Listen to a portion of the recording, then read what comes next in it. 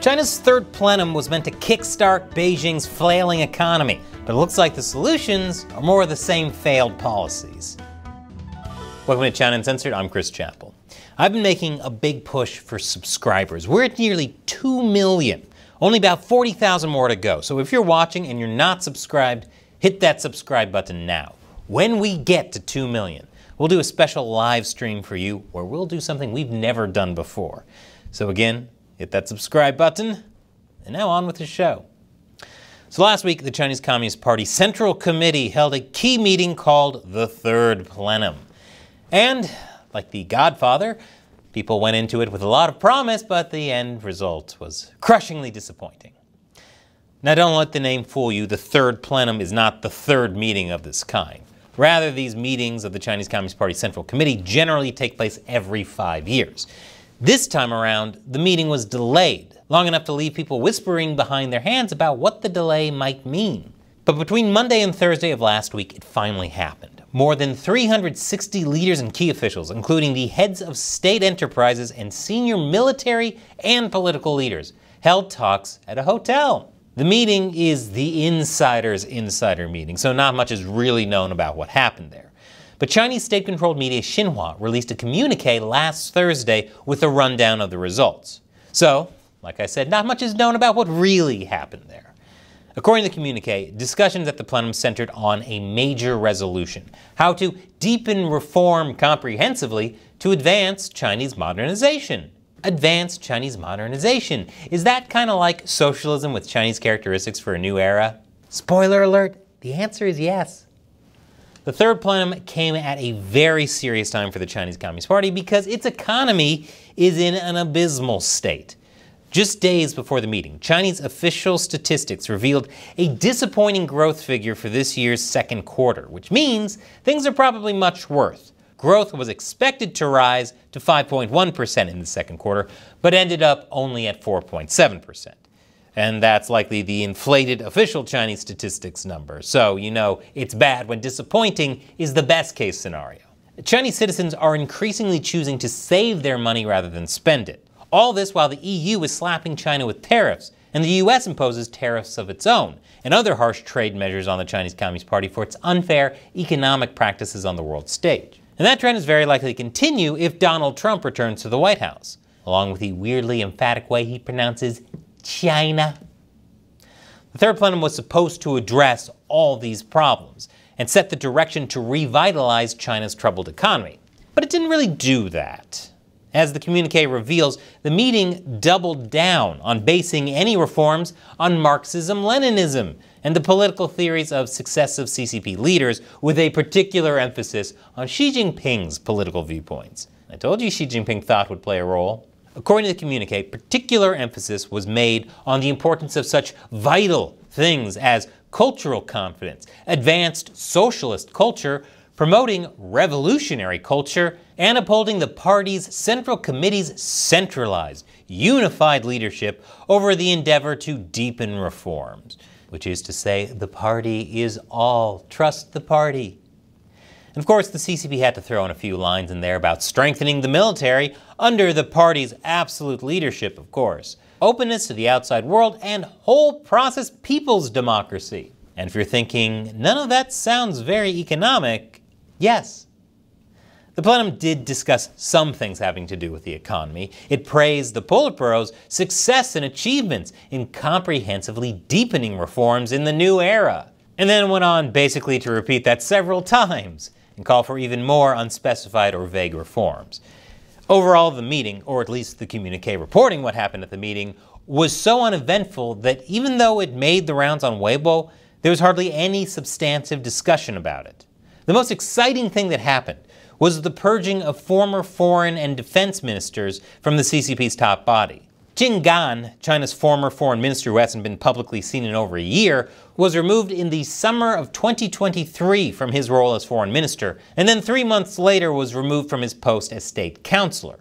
At the plenum, it was decided that the Chinese Communist Party Central Committee should accept his resignation and remove him from his position on the Central Committee. Word is out still on whether or not he was also removed from his mortal coil. Li Shangfu, Li Yuchao, and Sun Jinming all once part of the PLA rocket force, were removed as well. In fact, Li Shangfu was altogether dismissed from the CCP. Now, all of that did gain attention on Weibo. But of course, ultimately, the Weibo accounts of various media outlets were alerted and comments were concealed. One expert said that this is because Beijing dislikes Chinese people arguing online about the CCP's high-level personnel, because comments might call into question the party's decisions and judgment, especially since Qin Gan was Xi's close confidant and the foreign minister. According to Voice of America, people on social media focused on Qin being called comrade in the communique, while others said Qin had a soft landing. Of course, having not been seen in over a year makes me question if it truly was a soft landing or more of a hard landing out of a window. So what exactly was accomplished at the third plenum, and will it actually work? Well, not much, and come on, are you new here?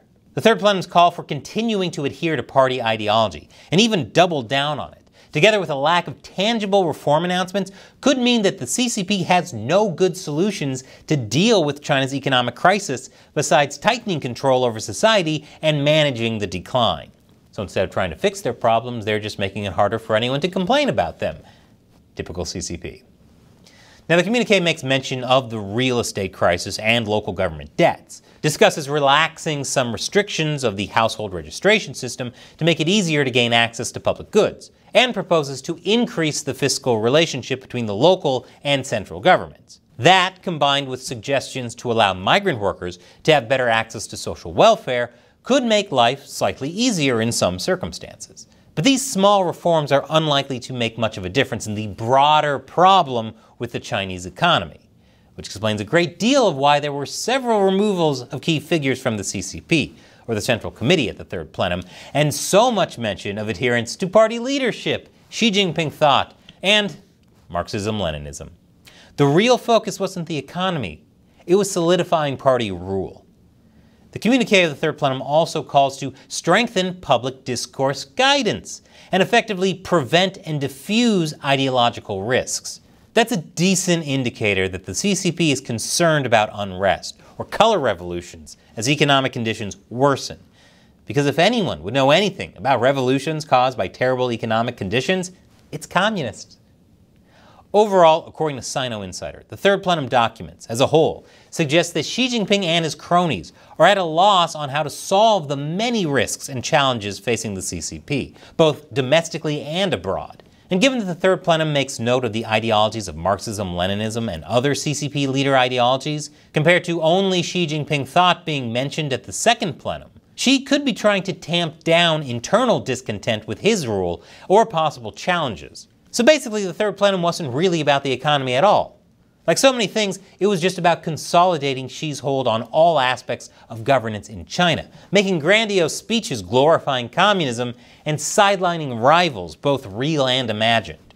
So instead of solutions, they just got a long, boring commercial that you couldn't skip after the first 5 seconds, like on YouTube. Which is not good news for the economic well-being of China. But the CCP has never really cared about its citizens' well-being. In fact, communism as a whole never has. They always make big promises, but leave people more crushingly disappointed than after watching The Godfather Part 3.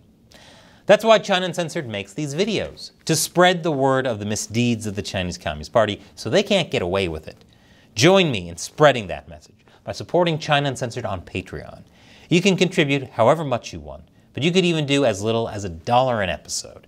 And as a thank you, I'll respond to your questions or comments at the end of these episodes. And today's comes from Gregory Ziegler. Hey Chris, great if overdue episode about the bad Samaritans in China. I left a comment, but I have a question.